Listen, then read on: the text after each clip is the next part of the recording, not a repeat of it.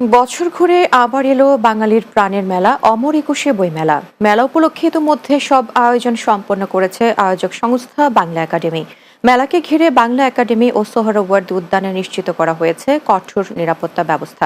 এদিকে মেলার ঠিক আগ মুহূর্তে ছাপাখানা সহ স্টল গোছানো ব্যস্ত সময় পার করেছেন শ্রমিকরা। আরিফুল ইসলামকে সাথে নিয়ে আরো জানাচ্ছেন বুলবুল আহমেদ। আর মাত্র কয়েক ঘন্টা পর পর্দা উঠবে অমর একুশে বইমেলার। তাই তো বাংলাবাজার ব্যারিদাস রোডের ছাপাখানাগুলোতে চলছে শেষ মুহূর্তের কর্মব্যস্ততা। মেলার সময় ঘনিয়ে আসায় ছাপাখানাগুলোতে দিনরাত খটখট আওয়াজ মুখর করে তুলছে চারপাশ।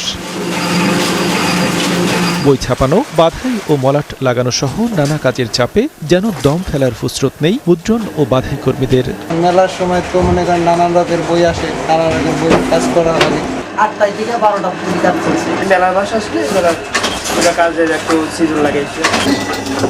থেমে নেই প্রকাশক ও ছাপাখানার মালিকদের কর্মব্যস্ততাও। নির্ধারিত সময়ের মধ্যে বই প্রস্তুত করতে দিনরাত কাজ করছেন তারাও। আমাদের কাজের চাপ বেড়ে যায় এবং আমরা এটা খুব আনন্দের সাথে গ্রহণ করি। আমরা প্রস্তুতি আছি যেন আমরা 1 তারিখকেই সবকিছু নিয়ে আমাদের প্যাভিলিয়ন চালু করতে পারি। এদিকে মেলা শুরুর ঠিক আগের দিন শেষ মুহূর্তে এসে স্টলগুলো গোছানোর বিরাট কর্মযজ্ঞ চলছে মেলা প্রাঙ্গণে। নিজেদের স্টলগুলোকে আরও আকর্ষণীয় করে তুলতে চলছে রং তুলির শেষ আঁচড়। এখনও অনেক স্টলের কাজ বাকি থাকায় বিরতিহীন কাজে ব্যস্ত শ্রমিকরা। তাদের প্রত্যাশা আজ রাতের মধ্যেই প্রস্তুত হবে সব স্টল।